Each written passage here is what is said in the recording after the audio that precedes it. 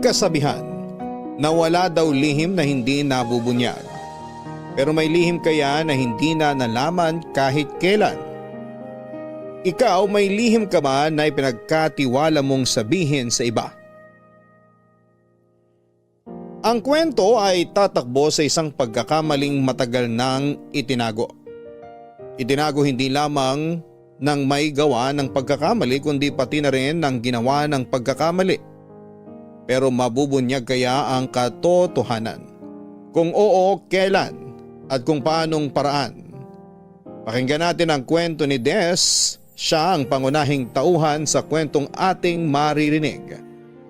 Mabait na anak si Des.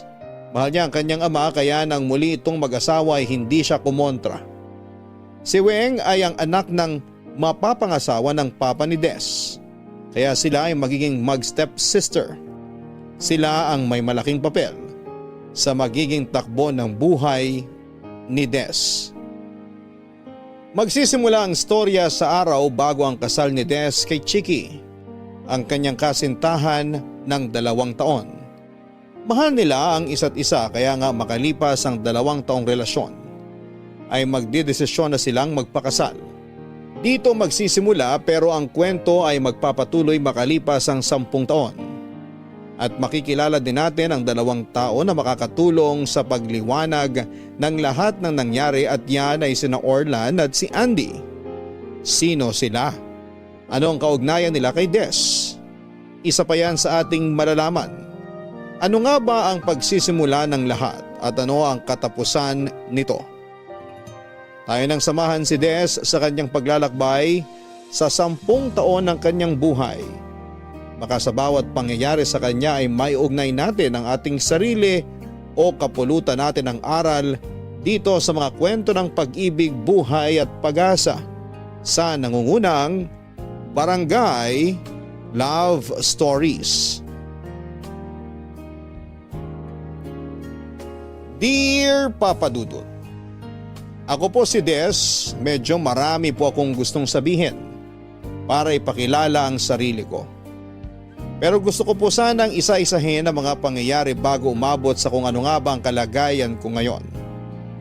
12 taon na ang nakakalipas ay plinano namin ng boyfriend ko noon na si Chiki ang kasal.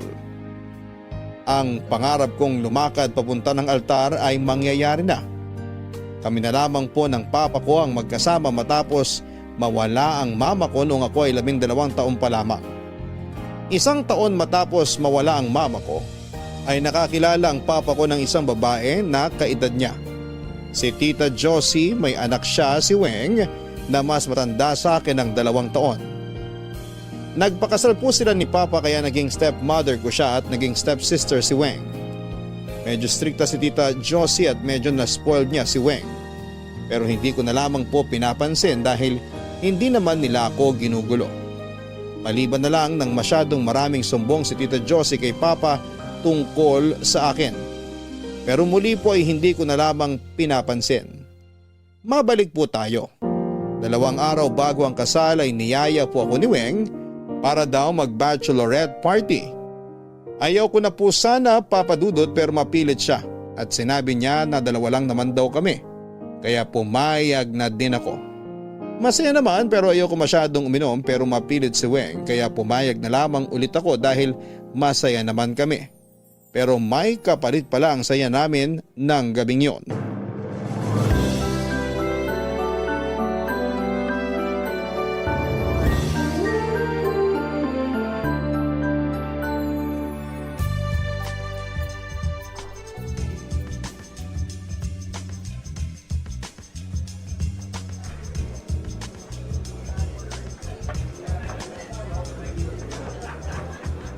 Oh, toast tayo! Dahan-dahan lang ha. Ito naman. Kaya nga dito tayo sa bar ng hotel nagpunta para walang problema. Naka-check-in ka na kanina. Pag nalasing, edi akit ka na lang sa itaas. Kahit na, ayoko din masyadong uminom. O siya, kung yan ang gusto mo. Kahit unti-unti lang ang pag-inom. Sip ka lang basta umiinom ka. Oo na, ikaw talaga. Oh, toast! Congratulations! Salamat. Sandali lang ha, powder room lang ako. Sige.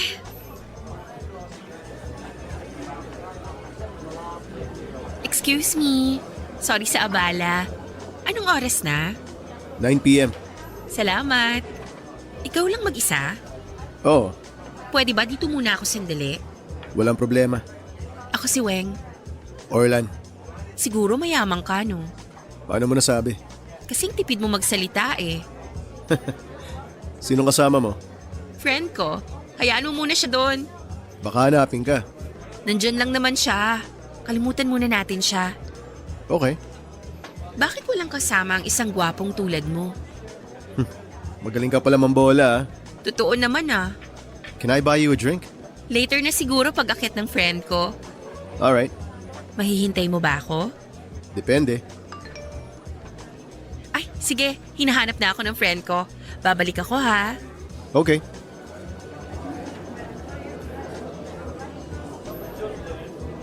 Nag-powder room ka ba talaga? Parang ang oily mo pa rin eh.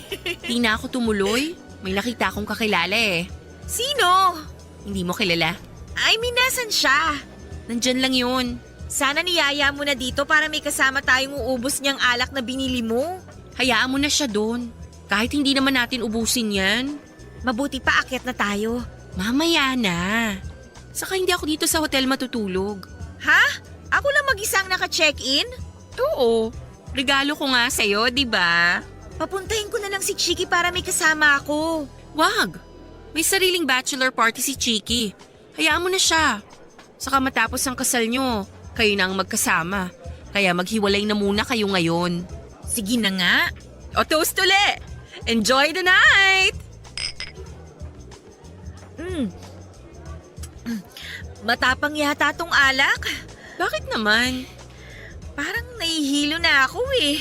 Hindi ka kasi sanay uminom. Kaya akala mo nahihilo ka na. Hindi, nahihilo talaga ako. Hay nako, psychological lang yan. Toast pa! Para sa masayang future! Mamaya na, kaiinom ko lang eh. Ay nako, dapat nakipag-toast ka. Para sa masayang future nga, di ba? Baka mamaya pumangit ang future mo. Uy, wag ka namang ganyan. Pwede naman makontra yon. Inumin natin straight tong mga alak natin. Ha? Sige ko. Sige na nga. Para sa masayang future! Ko! Ano? Cheers!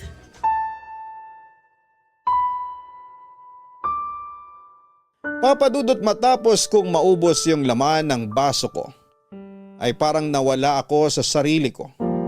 Wala na akong matandaan at tinawag pala ni Weng ang isang waiter doon at sinabihan na ihatid ako sa kwarto ko. Ipinahiram niya ang card key sa waiter saka ako hinatid sa kwarto. Nang mailabas ako ay pumunta siya kay Orlan ng lalaking nakilala niya sa bar. Lalapitan niya ulit ito at makikipagkwentuhan at parang inaakit niya ito.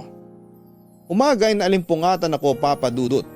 Pagdilat ko ay parang may taong galing sa loob ng kwarto ang nagmamadaling lumabas. Ilang sandali ay bumukas muli ang pinto. Si Chiki at sinusundo na ata ako. Pero ibang itsura niya, parang galit na galit siya nang makita niya na kumot lang ang nakabalot sa katawan ko. Wala siyang sinabi at dahil sa sakit ng ulo ay hindi pa ako nakakapagsalita. Nagulat na lamang ako nang bigla siyang tumalikod at umalis nang walang anumang sinasabi. Nagpanik ako at hinabol ko siya. Galit na galit siya at sinabing hihintay niya daw ako sa bahay namin. Hindi ko alam kung anong nangyari sa kanya, kahit masakit ang ulo ko ay nagpilit akong mag-ayos para makauwi kaagad. Gulong-gulo ang isipan ko sa mga nangyari kaya nilapitan ko ang tao makakatulong sa akin. Agad kong tinawagan si Weng.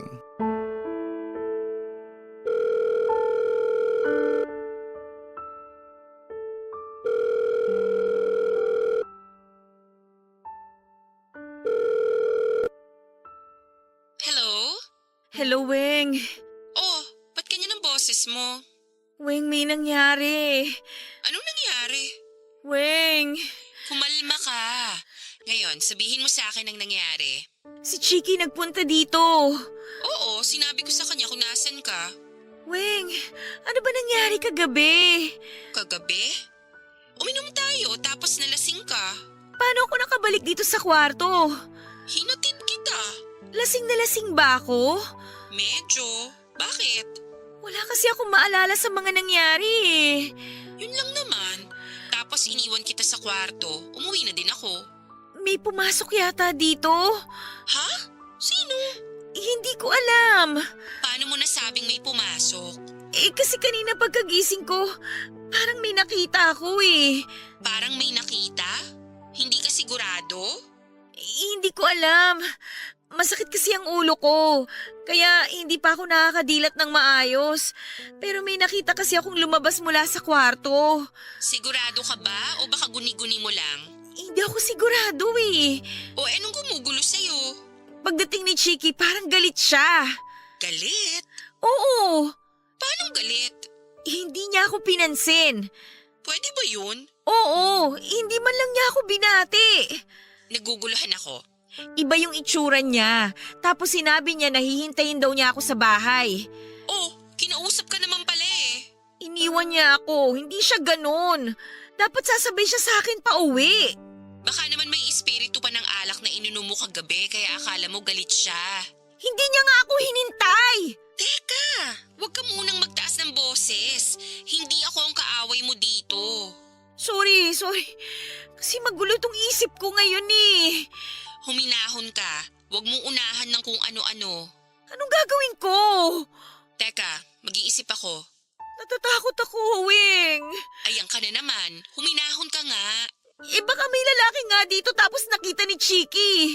Paano naman magkakaroon ng lalaki dyan? Hindi ko din alam. Saka paano siya makakapasok? May susi siya? Hindi ko din alam. Ewan ko. Kaya nga gusto ko malaman na nangyari eh. Lasing na lasing ka kasi. Hindi kaya nung iniwang kita, lumabas ka pa? Tapos nakilala mo yung sinasabi mong lalaki at pinapasok mo dyan? Ano ka ba? Hindi ko naman magagawa yun. Pero lasing na lasing ka. Kahit pa. Alam mo naman ang utak natin pag lasing hindi gumagana ng tama. Hindi ko nga kayang gawin yun kahit malasing pa ako. Pero hindi ka naman umiinom, di ba? Hindi nga. Baka yun na nga. Kasi unang beses mo nalasing kaya nawala ka sa sarili mo. Ano bang sinasabi mo? Parang dinidiin mo pa talaga na may ginawa ako. Ha? Hindi naman. Sinasabi ko lang yung pwedeng nangyari kasi hindi yun imposible. Ano bang nagawa ko? Sorry, ako yung nagpainom sa'yo. Anong gagawin ko? Mabuti pa umuwi ka na. Kausapin mo si Papa. Oo, tama ka. Kakausapin ko siya. Maiintindihan niya to. Kaya huminahon ka na muna. Pag uwi mo dito sa bahay, sabihin mo agad kay Papa ang nangyari. Oo, tama ka. Sige, uwi na ako dyan. Mabuti pa nga. O sige na. See you.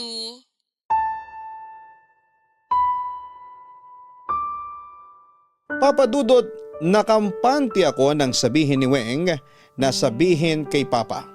Siguradong maintindihan ni Papa ang mga nangyari. Pero wala akong dapat ipaliwanag dahil wala naman akong ginagawang mali. Malinis ang konsensya ko at yon ang pangahawakan ko. Pero iba ang inaasahan ko. Pagdating sa bahay, nasa sala silang lahat at parang hinihintay ang pagdating ko. Hindi lang si Papa ang andon, pati sina Tita Josie at Weng, Papa Dudut at nandun din si Chiki. Kaya alam ko na nagsumbong ito kay Papa. Sa itsura ni Papa ay mukhang naniwala siya sa kwento ni Chiki. Nakiusap ako na hayaan ako magpaliwanag pero galit na galit si Papa. Kaya siya nakakahiya daw ako at ayaw niyang madinig ang paliwanag ko. Maya-maya ay nagpaalam kay Papa si Chiki at hahabulin ko siya pero bigla niyang sinabi na hindi na matutuloy ang kasal. Napakasakit marinig ang sinabi niya, Papa Dudut. Lahat sila ay nagdidesisyon nang hindi naririnig ang panig ko. Para akong mag-isa nung araw na yon. Umalis din si Papa at ang stepmother ko. Mabuti nagpaiwan si Weng, mailalabas ko sa kanya ang bigat na nasa dibdib ko. Pero nagulat ako nang tumawa si Weng nang dalawa na lamang kaming nandun. Sinabi niya na siya ang nagsabi kay Papa ng nangyari at hindi si Chiki at sa kanya inamin na plinano niya ang nangyari. Nilagyan niya ng pampatulog ang iniinom ko ng gabing yon at ganon din ang ginawa niya sa lalaki nandun sa kwarto ng umagang yon. Para pa siyang nanuya, Papa Dudut, dahil pinagtatawanan niya ang mga ginawa niya. Hindi ako palaaway at hindi ako nananakit pero lalo niya akong tinutuya at parang pinipilit na saktan ko siya. Nagtagumpay siya kaya nasa bunutan ko siya sa sobrang galit. Yun ang aktong nakita ni Papa at ng stepmother ko. Kaya ako naman ang napag-initan. Binaligtad pa ako ni Weng at galit silang lahat sa akin sa bahay. Makalipas nga ang isang buwan ay may kakaibang nangyayari sa akin. Doon ko nalaman na buntis na pala ako. Dahil doon ay ipinatapon ako ni Papa sa mga kamag-anak namin sa ibang bansa.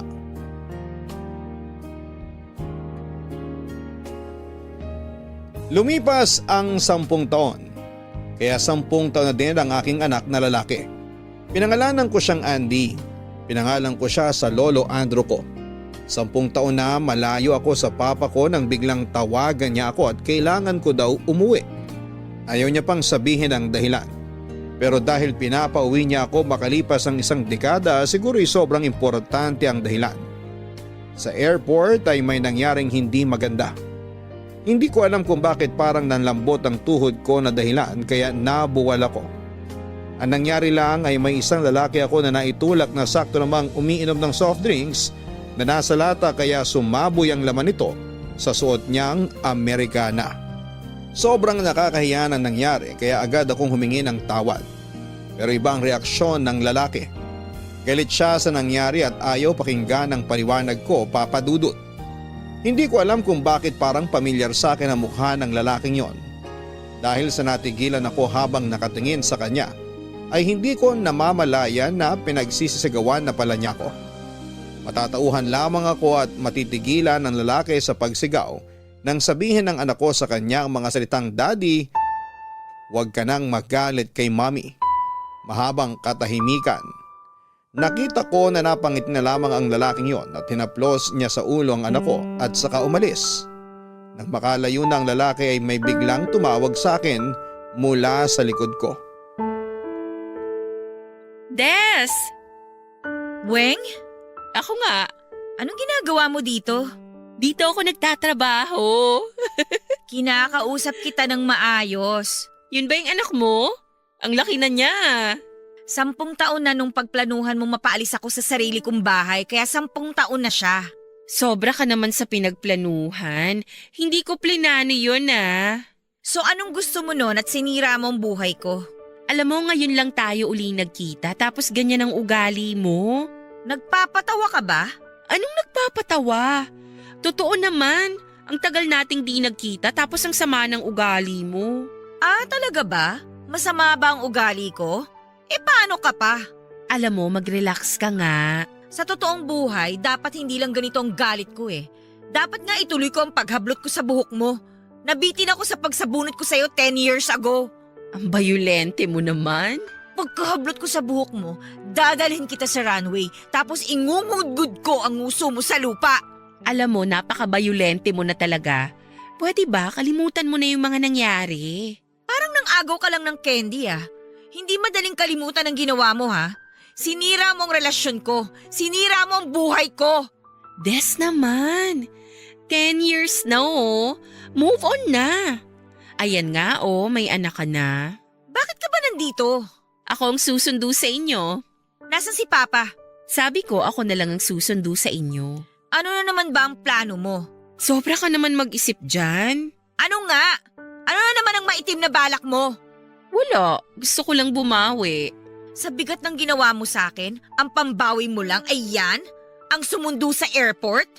Alam mo, nag-o-overthink ka. Hindi ako nag-overthink. Predictable ka lang. Alam mo, halika na nga. Sandali. Ano na naman? Bakit ako pinauwi ni Papa? Aba, malay ko. Imposibleng hindi mo alam. Hindi nga. Ikaw pa. Lahat nga ng tungkol sa akin, inaalam mo. Anong sinasabi mo dyan? Nagulat ka, no? Oo, alam ko na pinakikialaman mo lahat ng nangyayari sa akin. Hindi na lang ako kumikibo. Hindi ko akalain na aabot ka sa paninira ng relasyon ko kay Chiki at relasyon ko kay Papa. Hindi ako nagulat, no? Natatawa ako sa mga paratang mo. Gusto mo ba isa-isahin ko? Tigilan mo na nga yung walang kwentang iniisip mo. Bakit nga ba ako pinauwi ni Papa ng biglaan? May sasabihin siya sa'yo. May sasabihin lang pinauwi pa ako dito? Pwede namang sabihin sa telepono, di ba? Aba, malay ko. Hindi ka pa rin talaga nagbabago. Talaga. Sinungaling ka pa rin at ang pangit mo umarte. Alam mo, nagmamagandang loob lang ako dito. Paano makakapagmagandang loob ang isang taong maitim ang budhi? Sobra ka na ha. Bahala nga kayo ng anak mo. Aalis na ako. Papa Dudut, hindi kami sumabay kay Weng. Wala kasi talaga akong tiwala sa kanya. Pangit ang iniisip ko pero hindi mo naman ako masisisi. Sobrang ginawa niya sa akin tapos ay parang wala lang sa kanya. Nagtaksi na lamang kami ng anak kong si Andy. Pero pagdating sa bahay ay parang hindi nila nakikita si Andy. Kahit masigla silang binate. Okay lang sana kung si Weng at ang nanay niya ang hindi mamansin pero pati si Papa ay wala siyang pakialam sa sarili niyang apo. Mabuti na lamang ay kinausap ko si Andy bago kami umuwi dahil alam kong mangyayari yon. Sinabihan ko siya na huwag na lang din niyang pansinin kung ano man ang mga ugali ng nasa bahay na yon. Ayoko nang magtagal pa kami ng anak ko sa bahay na yon. Kaya tinanong ko na si Papa kung ano ang dahilan ng pagpapauwi niya sa akin. Bago pa niya nasagot ang tanong ko ay dumating si Chiki. Nagulat ako. Tumingin lang siya sandali sa akin tapos ay dumiretso kay Weng at humalik dito. Saka sinabi ni Papa na pinauwi ako dahil sa hiling ni Weng. Dahil gusto raw ni Weng na magkakasama ang pamilya niya sa araw ng kasal niya.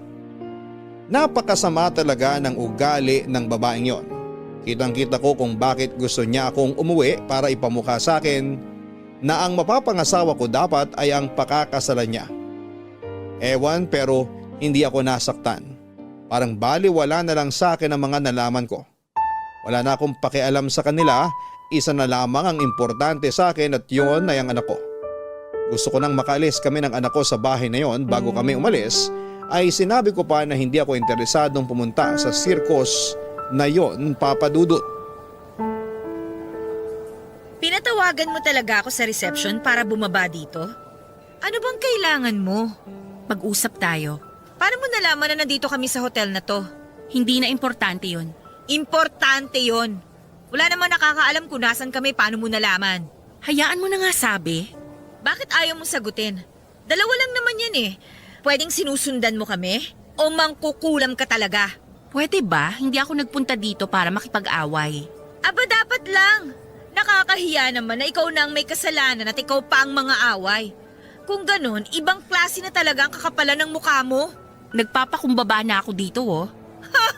Sa'yo talaga galing yan ha?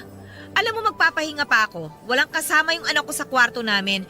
Kaya sabihin mo na ang sasabihin mo tapos umalis ka na. Pumunta ka na sa kasal. Teka nga, bakit ba atat na atat kang pumunta ako sa kasal mo? Ano na naman bang bago mong plano? Wala. Nagigilty kasi ako sa nangyari. Wow! Tinamaan ka ng guilt after 10 years? Kaya gusto kong bumawi. Iba ka din talaga eh, no? Babawi ka sa masamang ginawa mo sa akin sa pamamagitan ng pag-iimbita at pagpapapunta sa akin sa kasal mo sa lalaking dapat ay mapapangasawa ko? Des naman. Kalimutan na natin ang mga nangyari noon. Mag-move on na tayo. Ang daling sabihing mag-move on, ano? Please naman, pumunta ka na. Alam mo, sige. Darating kami sa kasal mo. Pero matapos ang kasal mo, tantanan mo na ako, pwede ba? Sige, pangako yan. Basta maka-attend ka lang. O siguro naman okay na. May isang bagay pa. Ayaw ni Papa na isama mo yung anak mo. Ah, ganun ba? Pwes tama nga lang na hindi ako pumunta. Sige na. Sandali lang naman yung kasal. Iwan mo na lang yung anak mo dito. Bobo ka ba? 10 taon lang yung anak ko, iiwan kong mag-isa? Ito nga na dito lang ako sa ibaba pupunta, ayoko siyang iwan eh. Kasi yun ang gusto ni Papa. Ako okay lang naman sa akin. Okay lang din naman sa amin ang hindi pumunta. Sige na, walang kasama yung anak ko. Sandali. Ano na naman ba? Baka naman may mapag-iwanan ka. Nasa ibang bansa ang mga kamag-anak namin. Yung iba nasa probinsya. Tsaka bakit ba kailangan natin problemahin yan? Hindi na nga lang kami pupunta. Teka, baka naman magawa ng paraan. Isip lang tayo. Hindi ba matutuloy ang kasal mo kung hindi ako pupunta? Huling pagkakaalam ko, hindi naman ako ang pari eh. Gusto ko lang na nandun tayong lahat. Hindi naman tayo magkadugo. Anong importante doon? Kahit na, anak ka pa din ni Papa. Kaya kapatid na din kita. Kapatid? Hindi nga ako pwede. Ano bang mahirap intindihin doon, Weng? Sandali, alam ko na. Solohin mo na lang yung alam mo. Sandali. Kakausapin ko na lang si Papa. Kakausapin tungkol saan?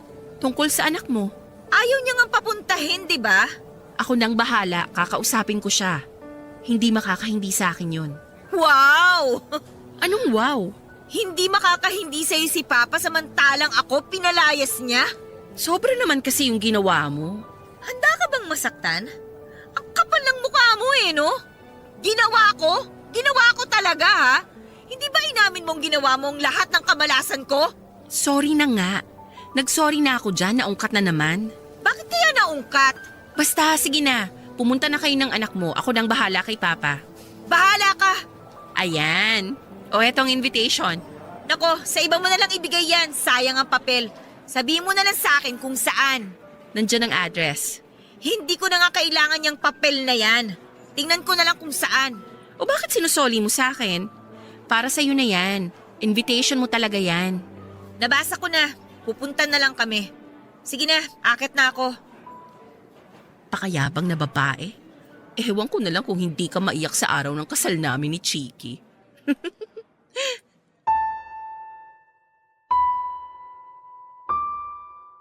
Papa Dudut, ewan ko ba? Alam ko naman na mangyayari yon pero hindi ko pa din pinigilan ang sarili ko.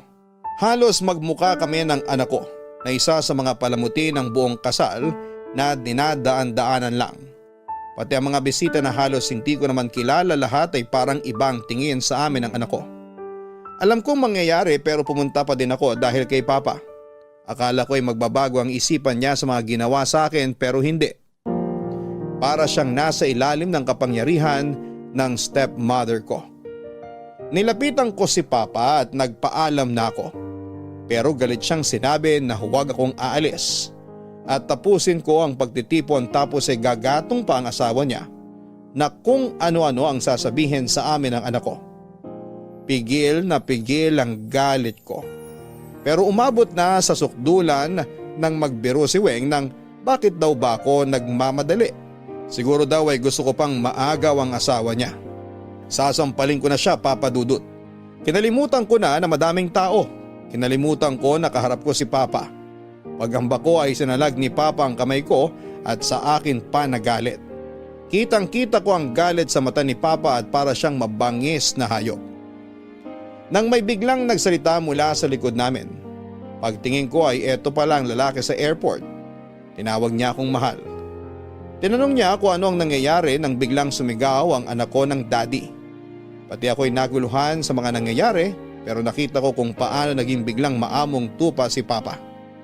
Ang lalaki pa lang yon ay ang investor ni Papa sa nalulugi niyang kumpanya. Para siyang may mahika, Papa Dudut. Kasi biglang bumait ang lahat. Nagulat sila nang tanungan nito na kung anong ginagawa nila sa asawa niya. Ako po ang tinutukoy niya. At dahil sa nakita ko kina Papa, asawa niya at kay Weng ay nanahimik na lamang ako at sumabay sa agos ng pangyayari. Tuwang-tuwa ang anak ko. Kinarga pa niya ito at para talaga silang mag-ama, Papa Dudut. Matapos ang party na bigla kong naging parang espesyal na panauhin. Ang lalaking yon ay parang isang shield na pinoprotektahan kami sa gubat na puno ng mga mababangis na hayop. Doon ko lang din nalaman na Orlan ang pangalan niya at may kaya siya. Bata pa ay nagtayo na siya ng negosyo at ngayon ay malago na ito at nag-invest sa iba pang kumpanya at isa na nga doon ang sa papa ko. Mabait naman pala siya, siguro may problema lamang siya. Nang umagang una kaming magkita sa airport. Well, sino nga ba naman ang hindi iinit ang ulo pag nabuhos ang soft drinks sa mukhang mamahalin niyang Amerikana? Pero kinalimutan namin ang lahat ng yon. Naging magkaibigan kami at abot ang pasasalamat ko sa kanya. Kahit pinagkukwento niya ako ay hindi ko pa din sinabi ang totoong nangyayari sa pamilya ko. Ayoko ding masira si Papa sa kanya. Hanggang sa kailangan na niyang umalis kaya tinanong niya ako kung sasabay daw ba ako. Kahit nahihiya ako ay umuo ako para mapangatawanan namin na mag-asawa kami talaga. Kasi kung ang anak ko ang titignan ay Hindi mo iisipin na hindi sila mag-ama dahil para talaga silang mag-ama kung maglambingan. Siguro sa kasabikan ng anak ko sa tatay kaya ganon. Palis na kami nang sabihin ni Papa na baka pwede daw ba akong maiwan dahil may pag-uusapan kami. Papadudot yun na ata ang pagkakataon para magkaayos kami ni Papa. Kaya hindi ko na sinayang at sinabi kay Orlan na susunod na lamang kami ni Andy at saka siya nagpaalam. Pag-alis ni Orlan ay naupo na lamang ako ng ilang sandali ay nakaramdam na naman ako ng hilo. Hindi ko na alam ang nangyayari dahil pagising ko ay nasa bahay na ako nila Papa. Wala man lang pangungumusta at sinabi ni Papa na kausapin ko daw si Orlan na pirmahan na ang papeles ng pag-i-invest dahil pabagsak na ang kumpanya niya. Ang sakit, Papa Dudut. Yun lang palang dahilan. Pero hindi ko uubusin ang kabaitan ni Orlan sa amin. Kaya humindi ako at hinanap ko ang anak ko. Ang sabi ni Papa ay pinasyal daw nila Weng at ng asawa niya. Kinabahan ako, Papa Dudut, baka sinaktan ni Weng ang anak ko. Para nilang hinostage ang anak ko, para nilang kinidnap. Ayoko na ng gulo pa at sinabi ko sa sarili ko na yun ang huling gagawin kong pabor sa kanila at hindi na nila kami makikita kahit kailan. Gabi na noon at hindi talaga nila ipinakita ang anak ko. Kahit nagmamakaawa na ako kay Papa. Sinabi niya na walang mangyayari sa anak ko basta gawin na lamang ang inuutos niya. Kinabukasan ay agad akong pumunta sa opisina ni Orlan. Des, tuloy ka. Mapu ka. Good morning, Orlan. Good morning. Ano bang may paglilingkod ko? May gusto sana akong sabihin. Kung yung tungkol yan sa pagpapanggap ko, pasensya ka na. Narinig ko kasi yung nangyayari pagdating ko. Gusto ko makabawi sa pagsigaw ko sa'yo sa airport kaya yun ang naisip ko. Salamat ha, napakalaking tulong nun sa akin. Ako nga ang dapat magpasalamat kasi hindi ka nagalit. Hindi ako nagalit. Naintindihan ko naman kung bakit ka nagalit. Nako, hayaan mo na yon. Pwede namang ipalinis yung damit eh. Pangit lang talaga yung umaga ko nun. Pasensya ka na. Pero sorry din na, tsaka salamat. Pero buti talaga napangiti ako nung umaga na yun ni Andy. Ay, nasan nga pala si Andy? Hindi mo kasama? Wala siya. Nakakatuwa yung batang yun. Parang tatay niya talaga ako. Pasensya ka na sa anak ko ha. Ano bang pasensya sinasabi mo? Natutuwa nga ako sa kanya eh. Sana okay lang sa'yo na tinatawag niya akong daddy. Okay lang. Sabik din kasi sa daddy yung anak ko bilang single parent ako. Ang dami nating napag-usapan kahapon pero ayokong itanungan tungkol dyan. Since nabuksan na rin yung topic na yan, pwede ko bang malaman kung nasan yung tatay ni Andy? Hindi ko alam kung nasan siya eh. Iniwan niya ako nung mabuntis ako. Ano? Ibig sabihin, hindi talaga nakita ni Andy tatay niya? Hindi man lang siya naalagaan? Oo. Sorry kung naitanong ko pa. Okay lang, mabait ka sa amin kaya hindi na ako nahiya. Salamat din sa tiwala. Salamat ulit sa tulong mo ha, sa pagpapanggap. Hindi bale, babalik na kami sa London kaya hindi ka na namin maiistorbo. Ano bang maiistorbo? Natutuwa nga ako kay Andy. Nga pala, kung doon mo na ipinanganak si Andy, bakit magaling siya magtagalog? Puro Pilipino naman ang kasama niya sa bahay kaya sabi ko dapat marunong siya ng lengguwahe ko. Kaya ayun, sanay na yung anak ko. Nakakatuwa talaga yung anak mo. Alam mo, nun ko lang din nakita yung anak ko na ganun kasaya. Nung makita ka niya. Siguro anak ko siya nung unang buhay ko. Ano? Alam mo yung tinatawag na deja vu? Naramdaman mo na ba yung pag may napuntahan kang lugar for the first time? Tapos pakiramdam mo parang napuntahan mo na yon? O kaya may nakilala kang tao sa unang pagkakataon pero parang nakilala mo na siya dati? Ibig sabihin daw nakapunta ka na sa lugar na yon at nakilala mo na yung taong yon nung unang buhay mo. Siguro nga, pero hindi pa nangyayari sa akin yan eh. Nung una tayong magkita, hindi mo ba naramdaman na parang nagkita na tayo dati? Kung nga alalahanin ko, parang nga. Pero dahil masyadong maraming nangyayari nun, hindi ko na in-entertain yung pakiramdam. Wow, nakakatuwa naman. Nakakatuwa? Oo, kasi parang ganun din yung naramdaman ko nun. Parang nagkita na tayo. Siguro nga totoo yung deja vu. Kaya si Andy, siguro nga anak ko siya nung unang buhay ko. Nakakatuwa naman itong mga pagkakataon na to. Ano kaya buhay ko noon? Mabait ka, kaya siguro maganda din ang buhay mo dati. Pasensya na ha, naisip ko lang din kasi yung totoo. Ano kaya ang buhay ko noon? Kung ako ang tatanungin, siguro ganun pa rin. Mabuti kang ina eh. Kaya nga binabati kita. Kasi kahit mag-isa mong pinalaki si Andy, napalaki mo siya ng tama. Mabait, matalino. Salamat. Alam mo kung ibang tao ka lang, siguro nag-take advantage ka na sa akin. Pero masasabi ko na iba ka. Halos lahat kasi na nakikilala ko lagi may hinihinging kapalit eh. Hayaan na nga natin yung mga yun. Nakakahiya tuloy, naglabas pa ako ng hinanakit sa'yo. May nasabi ba akong hindi mo nagustuhan? May gusto sana akong sabihin. Sige lang. Ano yun? May transaction kayo ni Papa. Oo, meron. Ipapakiusap ko sana kasi Sandali. Tama ba tong iniisip ko? pirmahan mo na sana tong mga papeles ng investment mo sa kumpanya ni Papa. Naloko mo ko ron ah. Ha? Matapos kitang purihin, dun ka rin pala babagsak? Nagkakamali ka. Ako pa ngayon na nagkakamali. Eh ayan na nga harap-harapan mo sinasabi na nakikipagkaibigan ka para lang makakuha ng pabor. Pwede ba umalis ka na? Pare-pareho kayo. Orlan, patawarin mo ko pero nakikiusap ako. Umalis ka na. Marami pa akong gagawin. Orlan, Gusto mo ba na ipakaladkad pa kita sa security?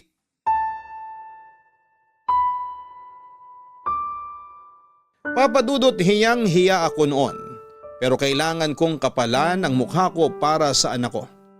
Nagalit si Orlan sa akin at sinira ko ang isang magandang pagsisimula ng pagkakaibigan namin.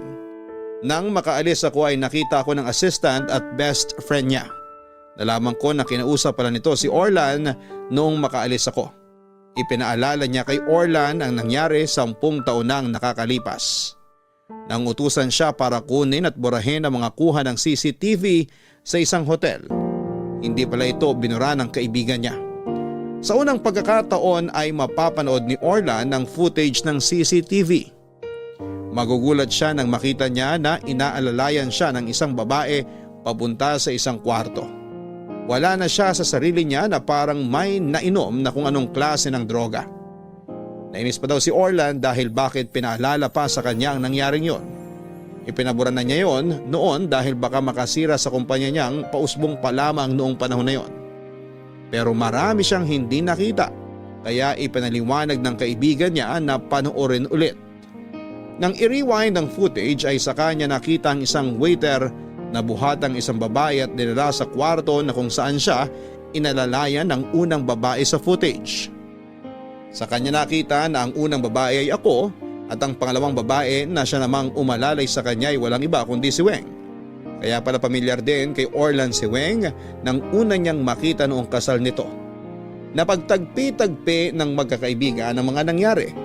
Plinan ni Weng ang lahat at isa siya sa mga random na lalaki na naging biktima para sirain ang buhay ko. Hindi ko pa alam noon ang tunay na nangyari kaya dahil nga po sa bigo akong papirmahin si Orlan, sa kasunduan ay kinausap ko si Weng dahil siya ang kasama ng anak ko. Nakipagkita ako kay Weng sa isang parke. Weng! Nasa si Andy! Kasama ni Mommy. Bakit hindi mo sinama dito? Ipapasyal daw nila eh. Ano bang ginagawa nyo? Kidnapping na yan ah! Naku, edi mag-report ka. Salita mo laban sa aming lahat. Baka magbuka ka lang nababaliw. Ang sasama talaga ng ugali nyo. Wag mong kalimutan na ang papa mo ang nag-utos nito. Inutos niya dahil inutos ng nanay mo. Huwag mong pagbibintangan ng nanay ko ha. Kanino ka pa ba magmamana? Tumigil ka na. Ilabas niyo ang anak ko! Sige, mag-eskandalo ka. Tignan natin kung sino ang magmumukhang tanga. Ano bang kailangan ninyo? Sinabi naman sa'yo ng papa mo, di ba? Ayaw pirmahan ni Orlan. Baka naman hindi mo pinapirmahan. Nagalit siya sa akin. Sandali nga. Asawa mo ba talaga siya? Ano bang pakialam mo sa buhay namin? Dahil ako ang asawa ko, pag sinabi ko, ginagawa niya. Huwag mong ipari si Orlan sa asawa mo. Kasi ang asawa mo, tanga. Anong tanga ang sinasabi mo dyan? Bitter ka pa din ba at hindi kanya pinakasalan? Paulit-ulit ka. Sinabi ko nang wala na akong pakialam sa kanya at lalong wala akong pakialam sa inyo.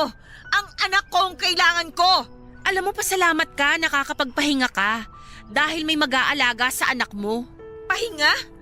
Ang laking stress ang ginagawa ninyo. Paano ako magpapahinga? Alam mo, yan ang problema sa'yo eh.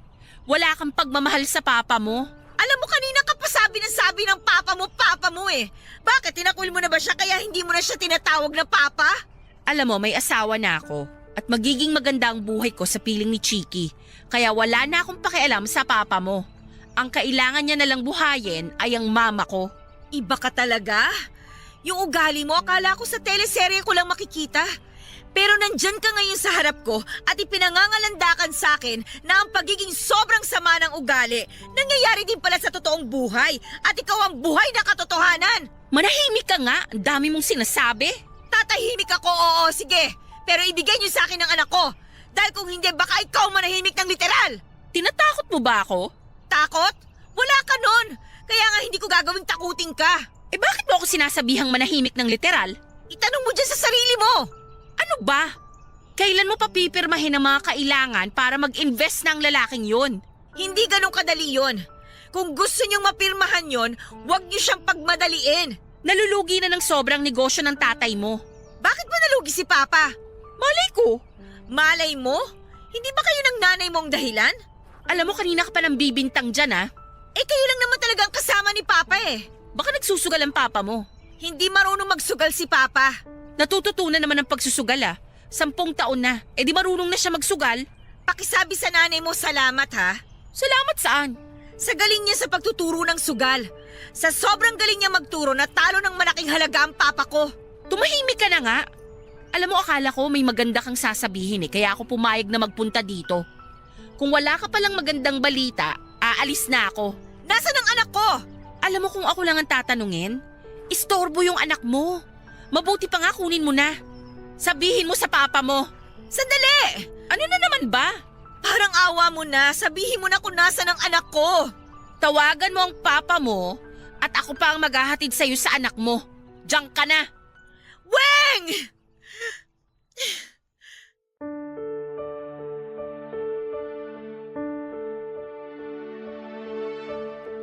Papa Dudut, alam kong pwede nila akong baliktarin kapag nagsumbong ako sa mga pulis.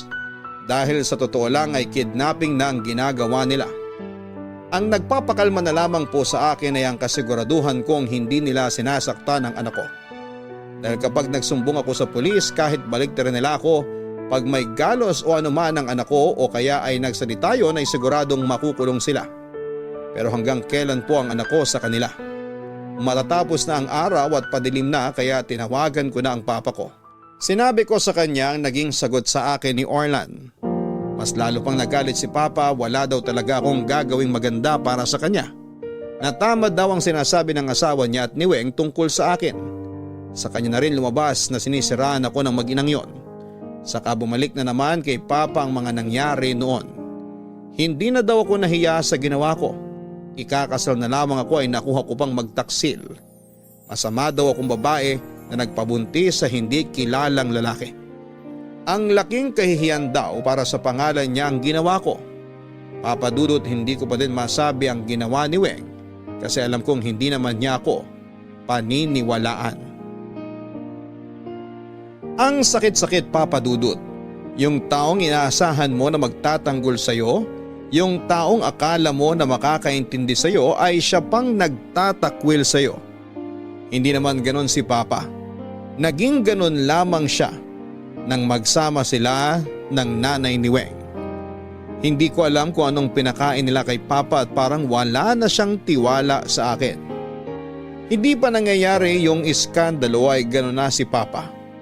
Ngayon parang lunod na si Papa sa kasamaan na itinuro ng mag-ina sa kanya.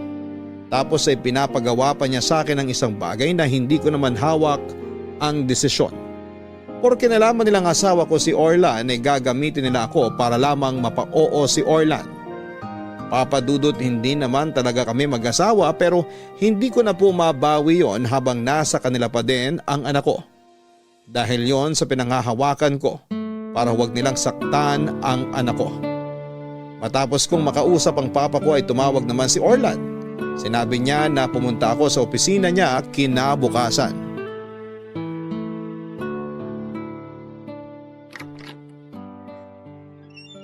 Tuloy ka, Des. Salamat. Kumusta ka? Hindi ko alam. Pasensya ka na kahapon ha. Nabigla lang ako. Naiintindihan naman kita. Pasensya na rin talaga ha. Kailangan nating mag-usap. Tungkol ba to sa investment mo? Oo, pero mamaya na ang tungkol doon. Ha? May iba pa ba tayong pag-uusapan? Meron. Actually, marami. Tungkol saan? Sa isang bagay na nangyari 10 taon na nakalilipas. Ha? Ay, hindi ko maintindihan. Des, may nangyari sa'yo 10 taon na nakalilipas. May nangyari sa akin pero hindi ko alam kung yun yung sinasabi mo. Sa palagay ko pareho lang ang iniisip natin. Naaalala mo ba yung sinabi ko tungkol sa deja vu? Des, kaya pala parang pamilyar ka dahil nagkita na pala talaga tayo dati. Ha? Saan? 10 years ago, inutusan ko yung best friend ko na assistant ko rin na burahin yung mga footage ng CCTV sa isang hotel. May nangyari kasi ron na pwede kong ikasira. Natakot ako kasi paangat pa lang yung kumpanya ko nun eh. Naguguluhan ako, Orlan. Malakas ang kutob ko na alam mo tong sinasabi ko, Des. Pero yun nga, hindi pala binura ng kaibigan ko yung kopya ng footage na hawak niya. Nung mapanood ko, doon ko napagtagpi-tagpi yung mga nangyari. Hindi ko alam kung sino yung naghatid sa'yo sa kwarto pero sa uniform na suot niya, isa siyang waiter sa bar ng hotel na yon. Anong kinalaman mo tungkol doon? Des, ako yung lalaking nakasama mo sa kwarto. Ano? Des, sandali, huminahon ka. Kailangan mo munang marinig ang buong kwento. Nakita ko sa footage mula sa bar hanggang sa hallway papunta ng kwarto. Iisang babae lang ang nag-uugnay sa mga nangyari. Si Weng! Oo, siya nga.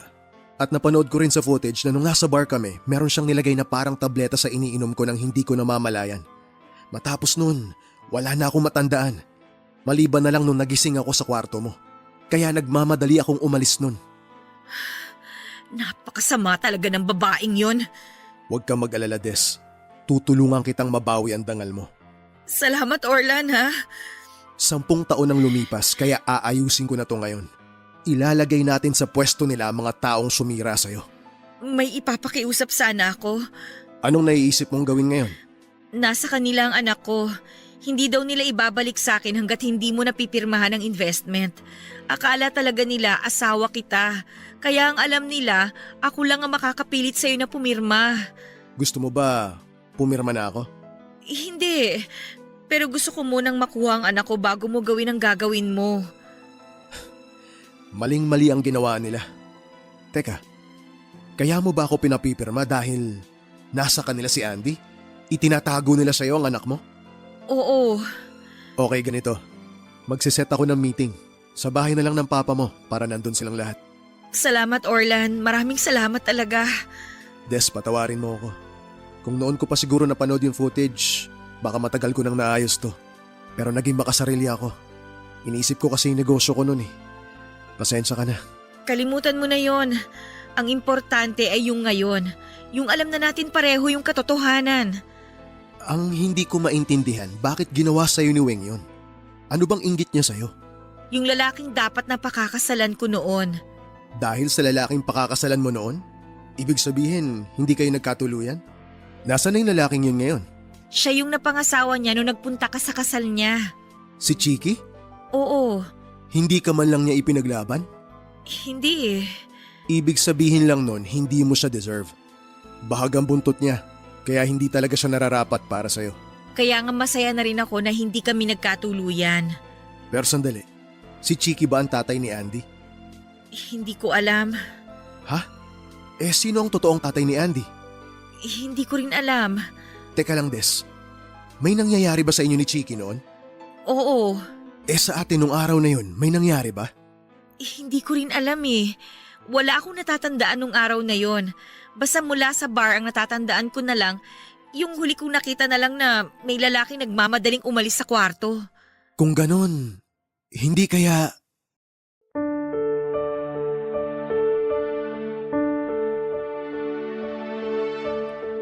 Sa totoo lang, Papa Dudut, ay hindi ko talaga alam kung sino ang tatay ni Andy. Kung hindi nangyari ang mga nangyari noon ay nakakasiguro ako na si Chiki ang tatay ni Andy. Pero dahil nga may lapse sa memory namin ng gabing yon, ay hindi ko alam kung may nangyari sa amin ni Orlan. Sinabi ni Orlan na magpapa-DNA test sila. Siya ang bahala sa gastos. Pero kung hindi man siya ang tatay ni Andy ay handa pa din siyang tulungan si Andy sa lahat.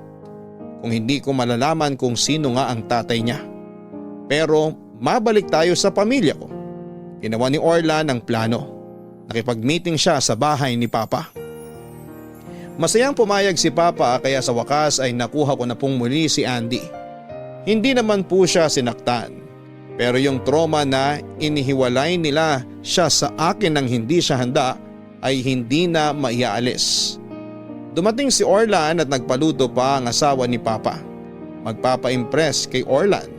Pero bago dumating sa usapang negosyo si Orlan ay binunyag niya ang lahat ng nangyari sa pakana ni Weng.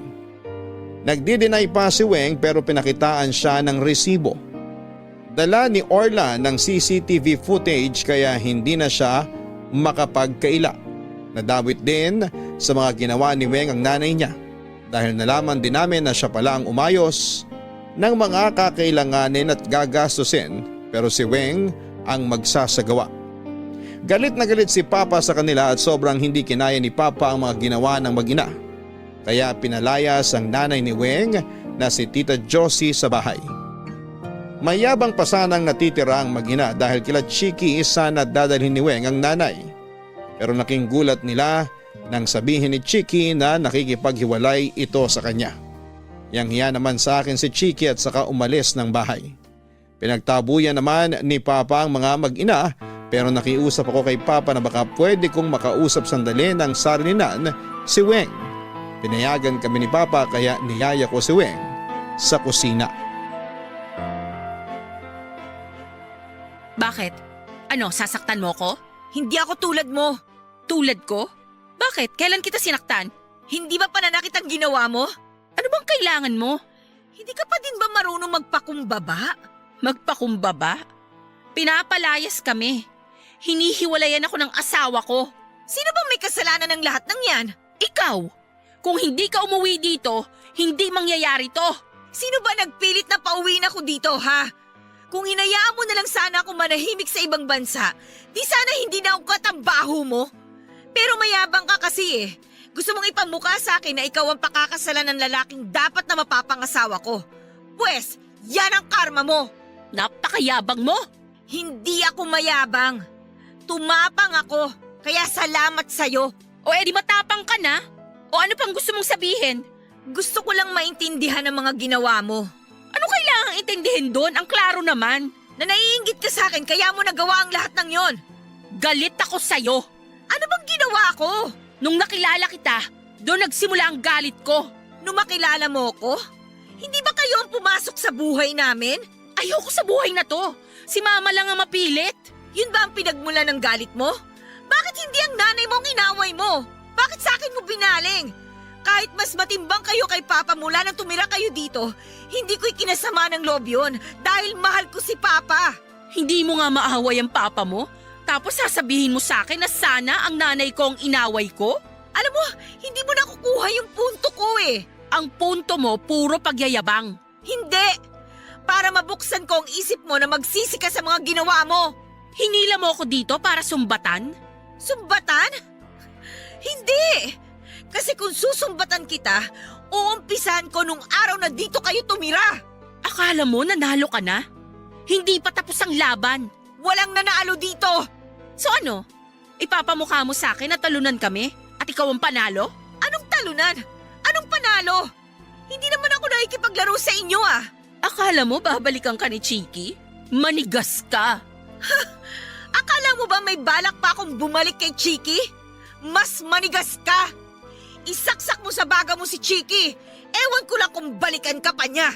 Hindi niya ako babalikan dahil hindi pa kami naghihiwalay. Asa ka pa? Talaga?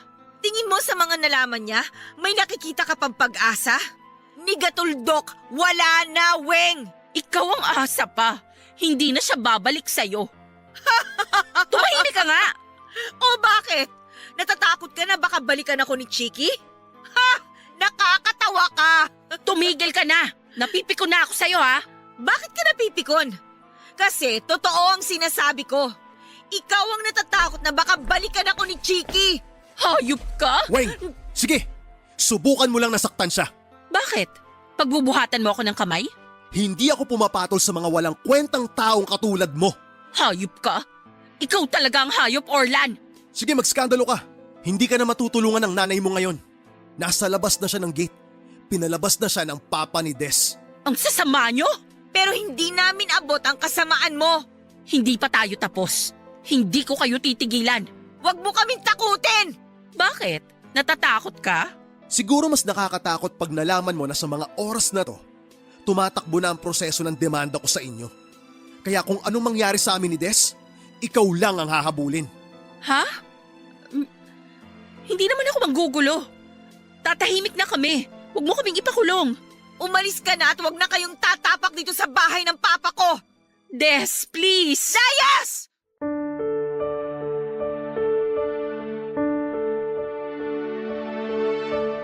Papadudot, pinilit kong ma-realize ni Weng ang mga ginawa niya pero mas matapang pa siya kesa sa mga inagrabyado niya. Kaya wala na akong magagawa. Itinuloy ni Orlan ang pag-report sa pulisya pero hindi para ipakulong siya kundi para lang ipablatter. Nakakatakot din kasi ang pagbabanta. Pinapirma din siya sa kasunduan na hindi sila lalapit sa amin kahit kailan kaharapang abogado. Hindi na rin kami pinabalik ni Papa sa ibang bansa. Nakiusap siya na samahan namin siya sa bahay at tinanggap na niya ng buong puso si Andy at mahal na mahal niya ito. Itinuloy din ni Orlan ang pag-invest sa kumpanya ni Papa kaya ngayon ay katulong na din niya ako para maitaguyod ito.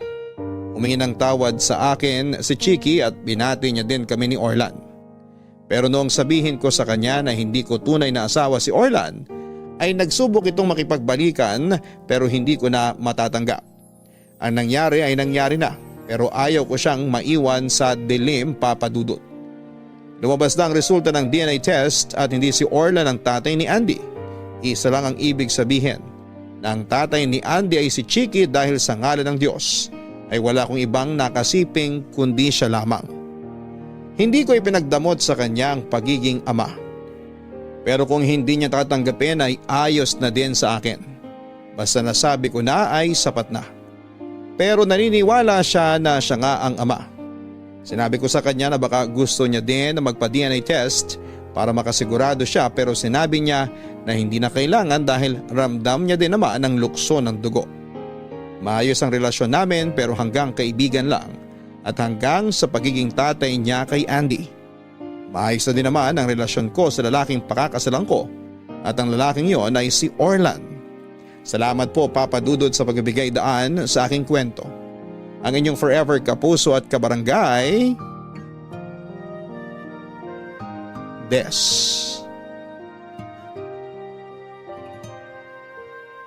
Gaano man itago ang isang baho ay mangangamoy at mangangamoy ito. Sa nangyari kay Des ay masasabi din naman na may magandang kinalabasan ang pangit na pangyayari. Una ay nang malaman niya na ang dapat na mapapangasawa niya ay hindi pala talaga buo ang tiwala sa kanya. Pangalawa ay nakilala niya naman ang lalaking mas magbibigay ng pagmamahal na karapat-dapat para sa kanya. Dagdag pa ang pagdating ng kanyang anak na parang anghel na nagdala naman ng kaligayahan lalo na ng panahon na sobrang lungkot niya. Subok na ng panahon na laging bumabalik ang mga hindi magandang ginagawa sa kapwa. Malaki man o maliit at gaano man ito katagal. Kaya dapat bago gumawa ng mali ay isipin ang epekto nito sa iba at isipin ang balik nito sa iyo. Hanggang sa muli ako po ang inyong si Papa Dudut sa mga kwento ng pag-ibig, buhay at pag-asa sa Barangay Love Stories Number 1. Sabay-sabay nating pakinggan ang iyong kwento ng pag-ibig, buhay at pag-asa. Ipadala lang sa barangaylovestories@yahoo.com.